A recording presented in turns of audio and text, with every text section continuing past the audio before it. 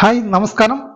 Air ഷൺമേഡിയുടെ പുതിയൊരു എപ്പിസോഡിലേക്ക് എല്ലാ പ്രേക്ഷകരെയും ഒരിക്കൽ കൂടി ഞാൻ സ്വാഗതം ചെയ്യാണ്, സ്നേഹത്തോടെ സ്വാഗതം ചെയ്യാണ്. ഞാൻ ഷൈൻ ചെറുത്തൂർ.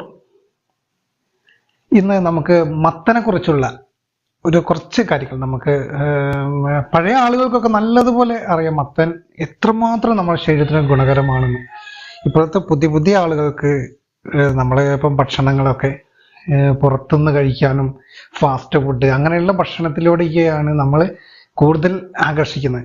അപ്പം നമ്മൾ ഈ നാടൻ ശൈലിയിലുള്ള നമ്മൾ നാട്ടിൽ നമ്മൾ കൃഷി ചെയ്യുന്ന മത്തനെ പോലുള്ള നല്ല നല്ല ഭക്ഷണങ്ങൾ നമ്മൾ ഒഴിവായി പോവുകയാണ്.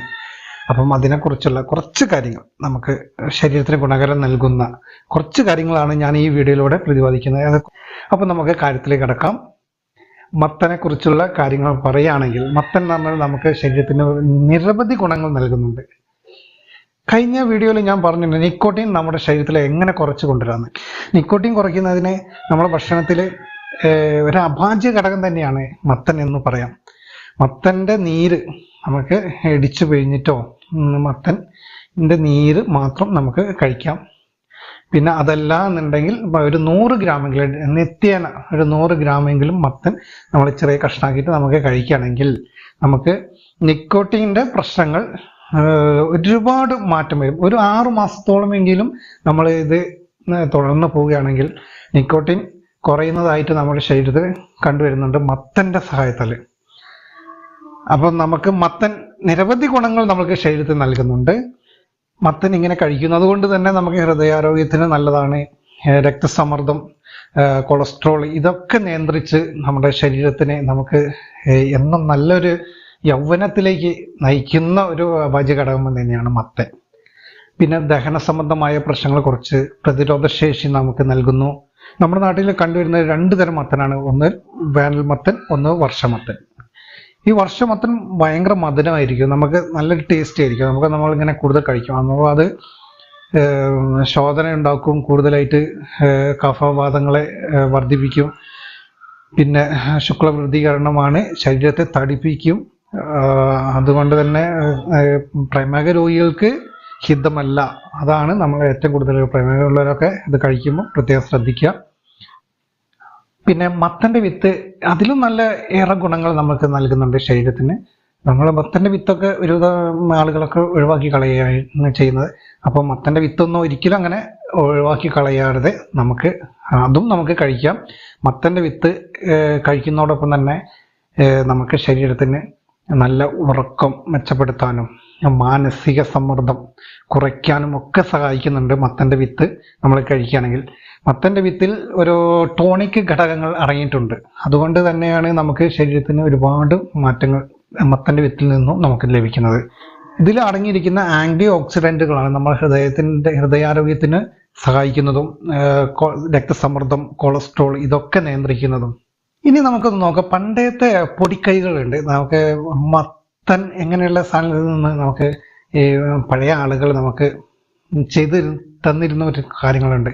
നമുക്ക് ചിലപ്പോൾ ഉദരപ്പുണ്ണുകളൊക്കെ ഉണ്ടാവും നമ്മൾ കഴിക്കുന്ന ഭക്ഷണത്തിലൂടെ. ചിലപ്പോൾ ഗ്യാസിന്റെ പ്രശ്നങ്ങൾ, അങ്ങനെയുള്ള ബുദ്ധിമുട്ടിലൂടെയൊക്കെ ഉദരപ്പുണ്ണ്, അങ്ങനെയുള്ള സാഹചര്യങ്ങളിൽ നമ്മൾ ചെയ്യേണ്ടത് എന്താണെന്ന് പറയാം, ഇത് ഏതൊന്ന് ഇടിച്ചു പിഴിയാം, അല്ലെങ്കിൽ മത്തൻ ഒന്ന് നല്ലോണം നമുക്ക് മിക്സിയിലിട്ടിട്ടുണ്ടെങ്കിൽ നല്ലോണം അടിച്ചിട്ട് ഒന്ന് പിഴിഞ്ഞെടുക്കാം.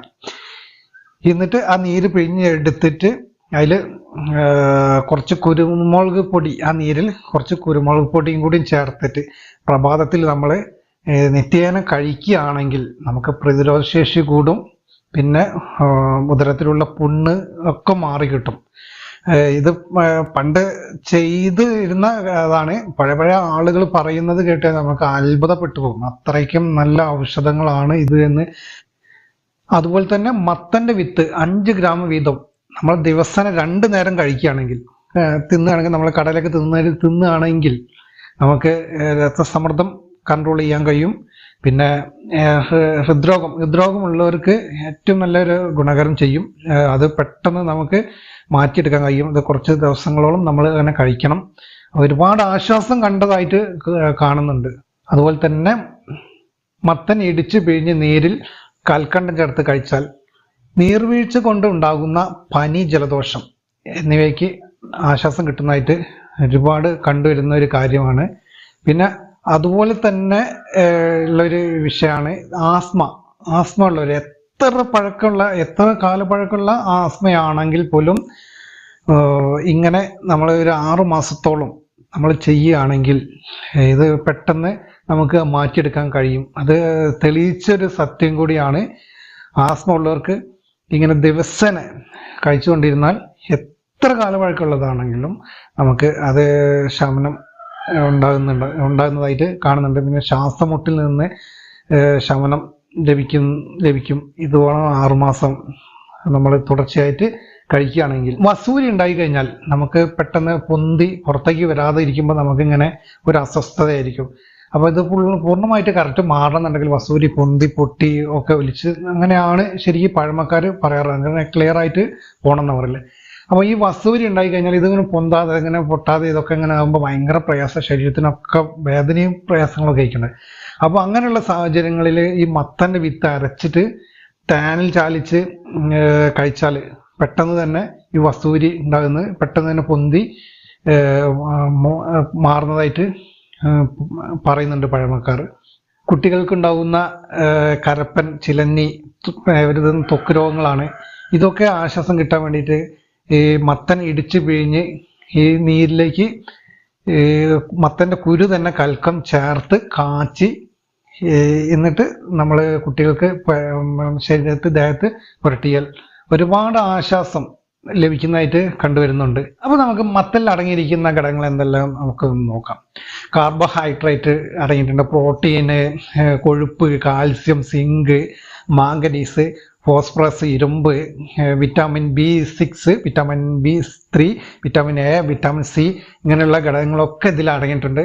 അതുകൊണ്ട് തന്നെയാണ് നമുക്ക് ശരീരത്തിന് ഒരുപാട് ഗുണങ്ങളാണ് മത്തനിൽ നിന്ന് നമുക്ക് ലഭിക്കുന്നത്.